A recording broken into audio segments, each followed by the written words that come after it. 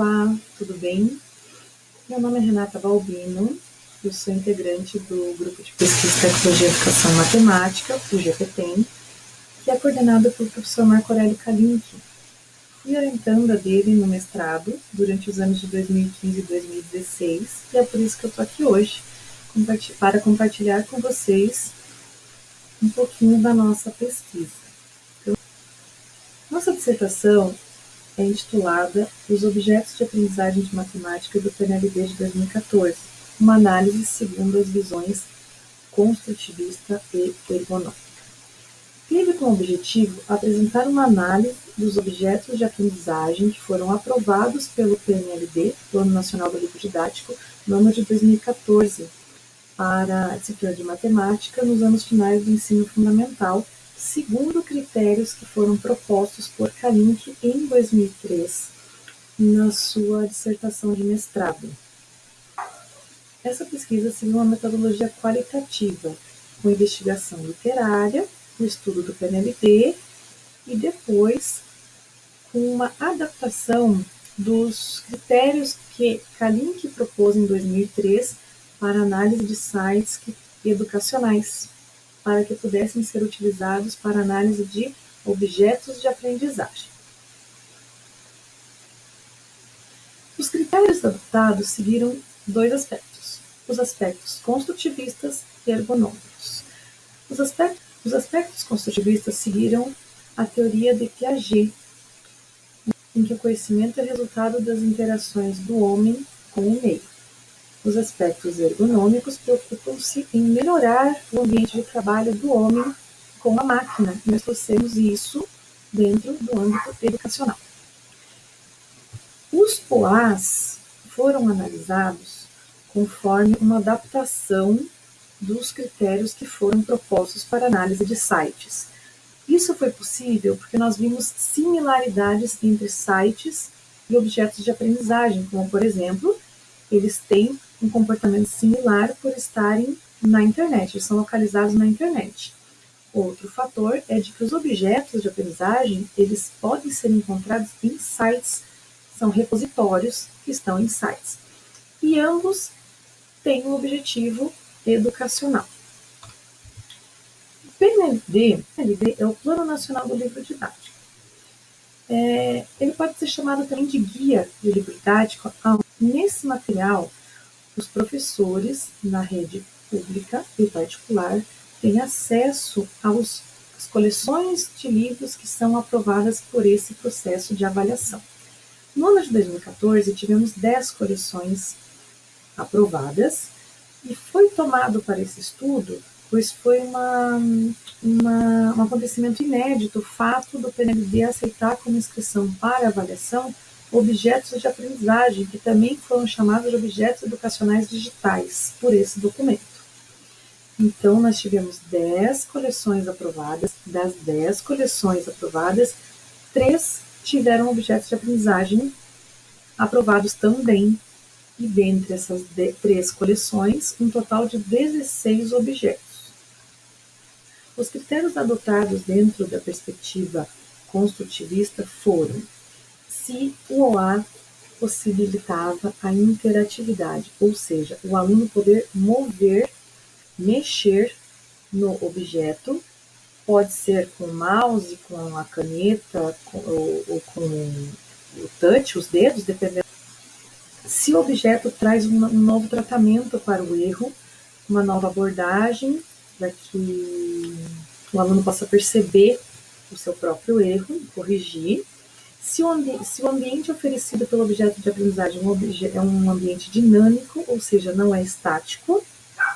E, por último, se o objeto possibilita simulação, ou seja, se o aluno pode visualizar novos resultados a partir de experiência. Dentro dos critérios relativos aos aspectos ergonômicos, nós verificamos primeiro se as orientações do objeto eram claras e concisas, ou seja, se os alunos, professores, a pessoa que está usando o objeto, ela consegue desenvolver a atividade que é solicitada somente com as instruções que são oferecidas pelo objeto. Depois, nós verificamos se essas instruções, não só de como usar, mas de quando usar, ou seja, que elas estivessem tanto no livro didático quanto no manual do professor, não só no objeto, que inclusive coincidiu também com um dos critérios do PNLD.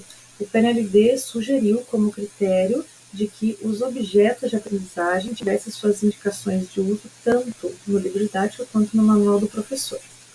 E, por fim, se o objeto apresentar uma boa navegabilidade, ou seja, você, no momento que você está usando, passou a etapa 1, passou a etapa 2, depois você não quer fazer a 3, quer fazer a etapa 5, e você pode passar para a etapa 5, ir e voltar, sem ter a obrigatoriedade de cumprir todas as etapas do objeto.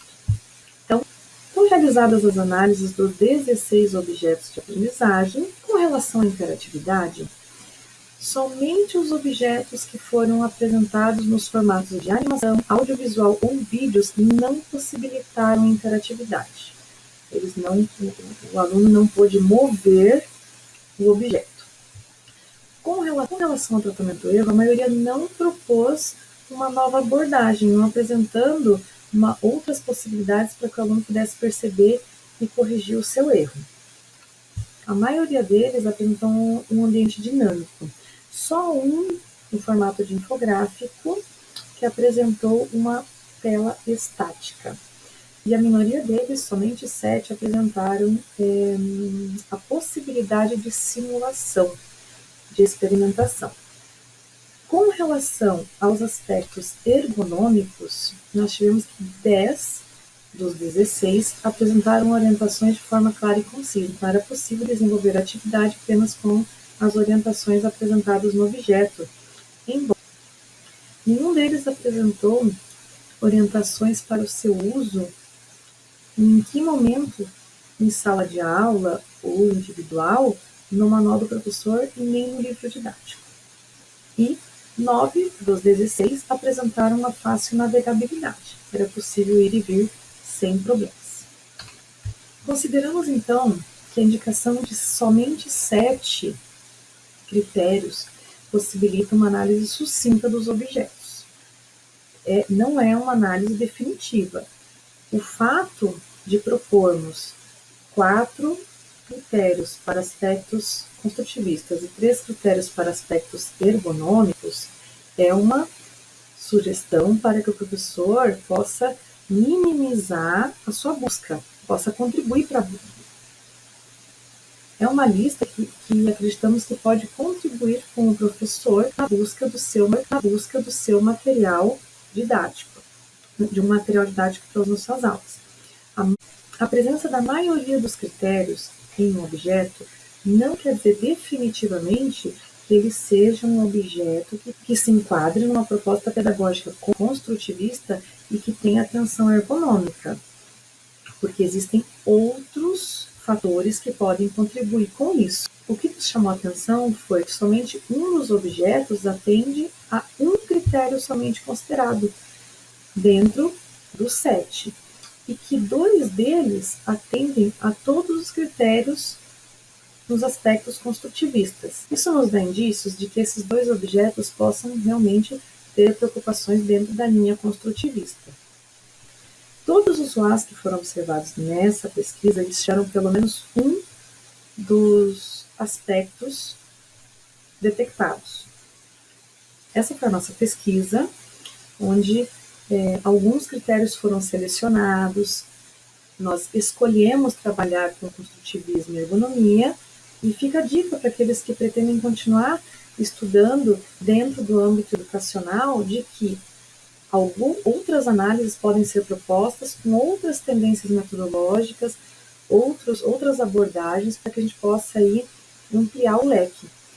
Fica aqui meu convite a todos vocês para que venham conhecer o nosso grupo de pesquisa e sintam-se todos acolhidos. Obrigada pela atenção.